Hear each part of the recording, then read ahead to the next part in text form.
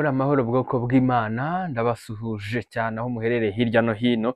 Yego, amahoro y'Imana nagumya agwire muri mwe mubiheshejwe no kumenya Imana na Yesu umwami wacu, umucunguzi wacu. Rero bwoko bw'Imana dusangiye gucungurwa na Yesu Kristo, icyo gikorwa cyo gucungurwa kikatubaho kuko twizeye Yesu Kristo yuko yapfuye kubw'ibyaha byacu. Ndabasuhuje cyane, mugumye mugubwe neza. Ubasuhuza ni mugenzi wanyu Sibomana Anastasi, n'ubundi duhuriye kuri umurongo wa Irera TV1.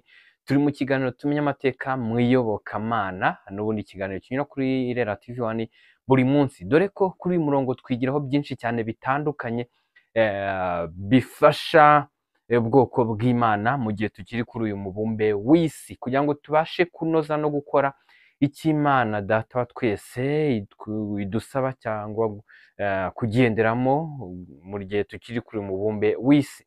Rero nyirizina ibiganiro tuganirira hano ni bidufasha n'ibitugirira akamaro ku ruhande rwacu ndetse n'abagenzi bacu ndetse n'abazadukomokaho. Niyo mpamvu ntabwo tugomba kubyihererana, ahubwo tugomba kubisangirira hamwe twese. Niyo mpamvu nawe byakugezeho wabyiza ugasobanukirwa, dore ko tubyiga ndetse mu buryo bwimbitse, nawe ugomba kubimenyesha abandi hirya no hino mu buryo bwose ushoboye gukoresha kugira ngo bibamenyeshe bibagezeho, dore ko ushobora gukoresha uburyo bwose, ukoresheje ubwenge bwawe bwose, umutima wawe wose, n'imbaraga zawe zose, amafaranga yawe yose, uburyo ubwo aribwo bwose ubona wakoresha ukurikije unagendeye ku cy'Imana, ku bushobozi yaguhaye, biwukoreshe kugira ngo umenyekanishe icy'ingenzi. Birakwiye yuko tugomba kuba aho tugomba kuba turi, kandi tuhakora n'icyo tugomba kuhakora. Rero turabibwirwa n'iki? Turabimenyeshwa n'iki? Ni uko tugomba kubyiga tukabimenya. Icy'ingenzi ni uko tugomba kubaho Imana ishaka ko tugomba kuba turi, kandi dukora n'icyo Imana ishaka kuba two twakagombye kuba dukora aho ngaho nyine idushaka.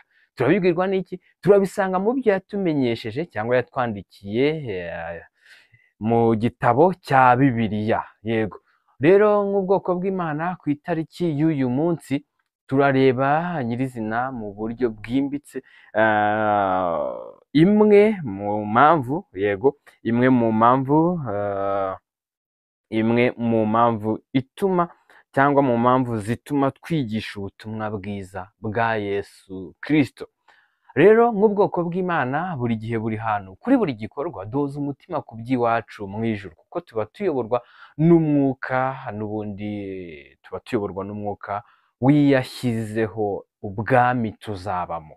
Yego, niyo mpamvu duhora tunatekereza ku by'iwacu mu gihugu cyo mu ijuru, buri gihe, buri hantu, kuri buri gikorwa, n'aho ngaho twaba twibereye nk'ubwoko bw'Imana. Rero mu munezero n'umudendezo no kuba mu buzima bunejeje, kandi tukiri no kuri mubumbe w'isi, iyoborwa n'umwuka w'Imana. Ese ni ryari uraza kuyoborwa n'umwuka w'Imana? Umwuka w'Imana uraza kukuyobora mu gihe ukimara kwizera Yesu Kristo yuko yagucunguye ku bw'ibyaha byawe, igihano cyari kiri kuri wowe kikaba cyaragiye kuri we. Yego, icyo gihe utangira kuyoborwa n'umwuka w'Imana, kuko ubu byawe n'Imana, ubu ubaye umwana w'Imana. Icyo gihe ubaye umukiranutsi ku Mana nyirizina, utangira kuyoborwa n'umwuka w'Imana. Tugiye kurebera hamwe n'ubundi kuri iyi tariki, nk'uko nari maze kubivuga, kuri iyi tariki tugiye kurebera hamwe imwe mu mpamvu zituma twigisha ubutumwa bwiza bwa Yesu Kristo. N'ubu dore ko n'ubundi intego y'ubwoko bw'Imana nyirizina, intego yacu ni ukumenyekanisha ukuri kw'ijambo ry'Imana, ndetse by'umwihariko kumenyekanisha inzira yo kurijya mu bwami bw'Imana. Rero tugiye gusoma cyangwa tugiye kwifashisha igitabo cya Bibiliya, aho turajya mu nzandiko, turarebamo urwandiko rwa kabiri Pawulo yandikiye Abikorino, ibice 5, umurongo wa 18 kugera kwa 21, niho yabandikiye ababwira ati ngo ariko ibyo byose bituruka ku Mana yiyunze natwe ku bwa Kristo, ikaduha umurimo wo kuyunga n'abandi. Yego, hari ijambo ry'Imana ritweretse yuko tugenda kuri ya ntego twari turiho n'ubundi, tubonye yuko dufite cyangwa twahawe umurimo wo kunga abantu n'Imana cyangwa abantu ku Mana. Niho ijambo ryerekanye Pawulo ho yabivuzeho ngo ariko ibyo byose bituruka ku Mana yiyunze natwe ku bwa Kristo. Imana yiyunze natwe ku bwa Kristo kugira ngo utunge gukiranuka kw'Imana cyangwa ubeho mu buzima Imana ishaka, nuko Yesu Kristo araza kuhaboneka nk'umuhuza wawe n'Imana. Rero Yesu Kristo agiye kuguhuza n'Imana gute? Nuko Yesu Kristo uraza kwizera yuko yagucunguye, uraza kwizera yuko igihano cyari kuri wowe cyagiye kuri Yesu Kristo, ndetse icyo gihano kikanamugeraho kigasohora, yego akicwa, dore ko ibihembo by'ibyaha ari urupfu. Igihembo cyari kiri kuri wowe n'ubundi nacyo cyari urupfu, ariko Yesu Kristo iyo wizeye yuko ubwo yapfaga yapfuye azira icyaha cyawe, yego icyo gihe uba ubaye mushya cyangwa uba ubaye umukiranutsi ku Mana, uhita utunga gukiranuka kw'Imana. Icyo gihe rero ukaba wunzwe ku Mana ubiheshejwe na Yesu Kristo wagiye mu cyimbo cyawe ku bw'igihano wari ukwiriye. Rero ijambo ry'Imana rikomeza ritwereka yuko ngo yaduhaye umurimo wo kuyunga n'abandi. Uyu murimo wo kuyunga n'abandi uje gute? Bigenze gute? Impamvu ugiye kuza nawe wo kuyunga abantu ku Mana, nuko nyirizina wamaze kuba udasanzwe cyangwa wamaze kwakira izindi mbaraga zigushoboza cyangwa ziguha uruhushya rwo gukora uwo murimo. Uwuhawe ryari rero? Uwuhawe mu gihe urimo kuyoborwa n'imbaraga z'Imana ziri muri wowe, cyangwa urimo kuyoborwa n'umwuka w'Imana uri muri wowe ukagushoboza gukora bya bindi. Kuko wamaze kuba icyaremwe gishya, cyangwa wamaze kuba umwana w'Imana, cyangwa wamaze kuba umukiranutsi, niyo mpamvu nawe ufite ubwo bushobozi bwo kunga abantu ku Mana. Yego, biba ryari? Biba igihe urimo kuyoborwa n'umwuka w'Imana. Kuko ubaye utari kuyoborwa n'umwuka w'Imana, n'iki gikorwa ntiwakibasha cyo kunga abantu n'Imana cyangwa abantu ku Mana. Ariho ivuga cyangwa ijambo ritwereka yuko ngo ikaduha umurimo wo kuyunga n'abandi cyangwa n'abandi bantu. Ibyo rero si uraza kubyishoboza nk'umubiri cyangwa kamere muntu, ahubwo umwuka w'Imana uza kukuyobora cyangwa uza gukorera muri wowe mu gihe umaze kwizera Yesu Kristo. Uwo mwuka niwo ugushoboza cyangwa niwo ugukoresha kunga abantu ku Mana. Ijambo ry'Imana rikomeza rigira riti kuko muri Kristo arimo Imana yiyungiye n'abari mu isi, ntiyabikibabaraho ibicumuro byabo, kandi none yatubikije ijambo ry'umwuzuro. Haleluya, haleluya. Imana yacu ihabwa icyubahiro, Imana yacu aba ariyo yo gusingizwa. Ijambo ryerekanye yuko muri Kristo arimo Imana yiyungiye n'abari mu isi, muri Kristo Yesu, kugira ngo ube konegite ku Mana, kugira ngo uze kuyoborwa n'imbaraga z'Imana. Yesu Kristo niwe ugomba kuboneka hagati aho ngaho. Araza kuhaboneka ari umucunguzi wawe ku bw'ibyaha byawe, kuko ibyaha byawe bigomba kuguhaniriza n'urupfu. Rero kugira ngo ibihembo by'ibyaha, kubera ko ari urupfu, iyo wizeye Yesu Kristo ko yapfuye ku bw'ibyo byaha byawe, cyangwa yagiye mu gihano nk'icyo wari ukwiriye kuba urimo, icyo gihe uhita uvuka ubwa kabiri, cyangwa uhita uba icyaremwe gishya mu buryo bw'umwuka, ugatangira kuyoborwa n'umwuka w'Imana. Rero ubu buryo bwahawe abantu mu isi kugira ngo uza kubyizera cyangwa uza kubyemera akabyizera bibe kuri we, ariko utabyemera utabyizera ntabwo bikunda kuri we. Yego, niyo mpamvu usabwa kubyizera, yego, ariko wabanje kubyiga ukabimenya ukizera ibyo uzi. Ijambo niho rikomeje rivuga nyirizina ngo kuko muri Kristo arimo Imana yiyunze n'abari mu isi, ntiyabikibabaraho ibicumuro byabo. Icyo gihe iyo ukimara kwizera Yesu Kristo yuko yagucunguye, icyo gihe nta cyaha kikubarwaho, kuko ubwere buboneka kuri Kristo Yesu nibwo bukubonekaho. nko ku gihe cya kera cy'ibitambo, muzi yuko umuntu yajyanaga igitambo kimeze neza, giteguye neza, kitagira inenge. Iryo tungo cyangwa icyo gitambo cyaricwaga gihowe ibyaha byawe, noneho ubwere bw'iryo tungo bukabarwa kuri wowe, ugataha uri umwere imbere y'Imana n'imbere y'abantu. Rero no kuri Kristo Yesu, iyo wizeye yuko yagupfiriye ku bw'ibyaha byawe, icyo gihe ntabwo uba ukibarwaho ibicumuro cyangwa icyaha imbere y'Imana, ahubwo uba wabaye umwere, wabaye umukiranutsi imbere y'Imana. niba ikikubaraho ibicumuro, niba ikikubaraho inenge iyo ari yo yose, ahubwo wabaye uwera, wabaye umutagatifu, wabaye umukiranutsi imbere y'Imana, ubiheshejwe na Yesu Kristo. Niho ijambo n'ubundi ryari bitubwiye yuko kuko muri Kristo harimo Imana yiyunze n'abari mu isi ntiyabikibabaraho ibicumuro byabo, kandi none yatubikije ijambo ry'umwuzuro. Iri jambo ry'umwuzuro ryaje mu gihe Mwuka Wera, mu gihe Mwuka w'Imana yazaga muri twebwe, kuko mu gihe uri mu kuyoborwa n'Umwuka w'Imana, uri mu kuyoborwa n'imbaraga z'Imana, ijambo riba muri wowe mu buryo bw'umwuzuro, cyangwa mu buryo bwo kuba uryubahirije mu buryo bwuzuye. Ngo nicyo gituma tuba intumwa mu cyimbo cya Kristo, ndetse bisa naho Imana ibingingira muri twe. Yego, icyo gihe ukimara kuba icyaremwe gishya, ukimara kuba umukiranutsi, uwo mwanya uhita uba intumwa mu cyimbo cya Kristo.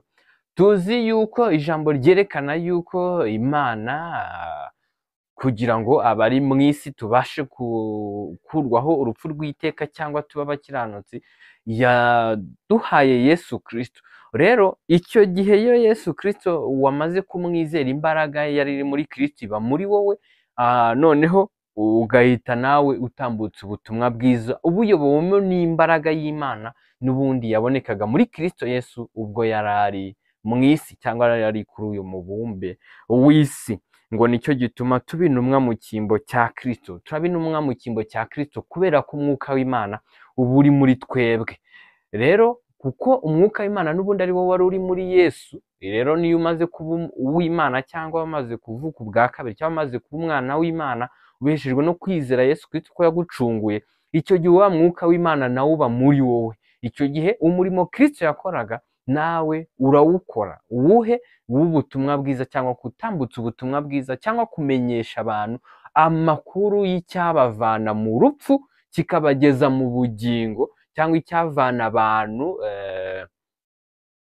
muri rwa rupfu cyangwa muri cya cyaha. Yego, noneho bakabasha kubona inzira n'aho babasha gukirira nyirizina. Iyo habamenyesheje n'ubundi ubukoze umurimo wo kugira ngo baze gucungurwa na wa wundi Kristo Yesu ari we waducunguye nk'ubwoko bw'Imana.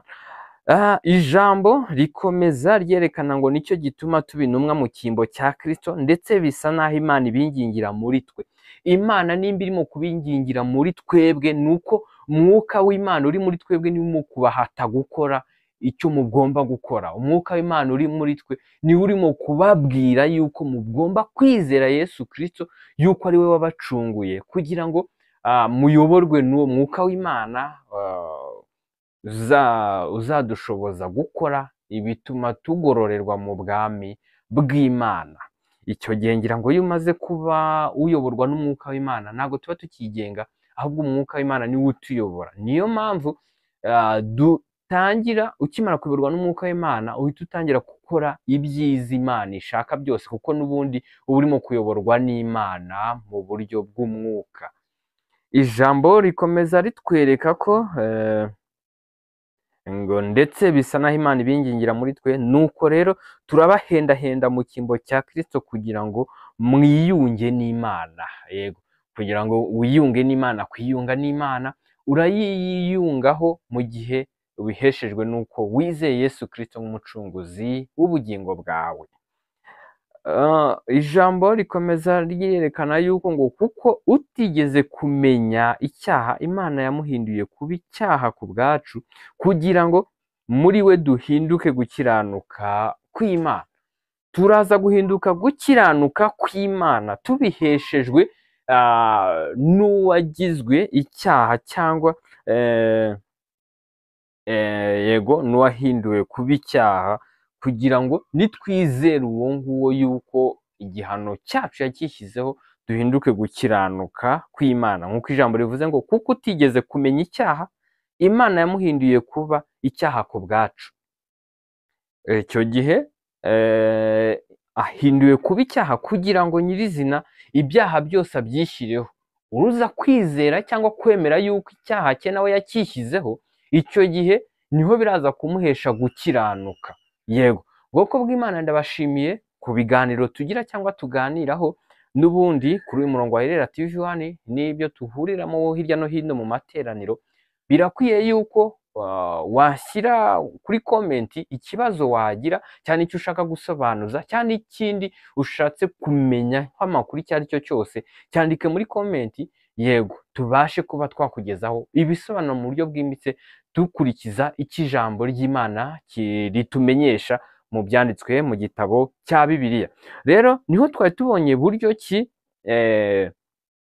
impamvu zimwe cyangwa imwe mu mpamvu zituma twigisha ubutumwa bwiza bwa Yesu Kristo, harimo n'uburyo bwo kugira ngo twunge Imana, twunge abantu n'Imana, cyangwa tumenyeshe abantu uburyo ki bakagombye kwiyunga ku Mana.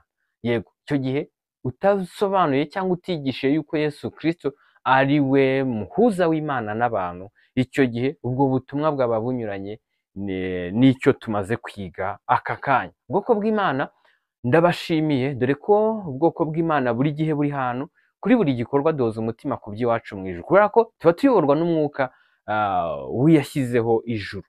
Rero nk'ubwoko bw'Imana intego yacu ni ukumenyekanisha ukuri kw'ijambo ry'Imana kugira ngo rize gukiza abantu cyangwa rize gutuma abantu biyunga ku Mana, ndetse by'umwihariko tumenyekanisha inzira y'ukuri ijya mu bwami bw'Imana. Yego, mu gihe cyo kwiyunga ku Mana n'ubundi uba wageze nyirizina mu bugingo budahoraho, mu bugingo buhoraho, mu bugingo budashira, mu bugingo butarangira. Yego, rero ndabashimiye cyane, duterwa ishyaka no kwiga ijambo ry'Imana. Yego, kandi tugaterwa ishyaka no kumenya icyo Imana ishaka, kugira ngo abe ari cyo dukora nk'abazagororerwa mu bwami bw'Imana. Ndabashimiye, amahoro y'Imana n'ubuntu bw'Imana bigwire muri mwe, mubiheshejwe no kumenya Imana na Yesu umwami wacu. Murakoze cyane.